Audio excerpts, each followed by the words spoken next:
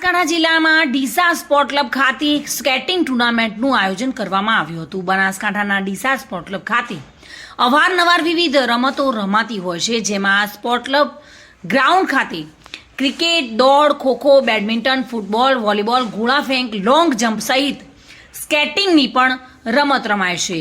ત્યારે sport club skating ટુર્નામેન્ટમાં સ્પર્ધકોએ ભાગ લીધો હતો, જેમાં 280 વિદ્યાર્થીઓ ભાગ લઈ સ્પર્ધકોએ નવો રેકોર્ડ પોતાના નામે કર્યો છે। જે સ્પોર્ટ ક્લબ સ્કેટિંગની સ્પર્ધામાં એક નવો કીર્તિમાન સ્થપાયો છે।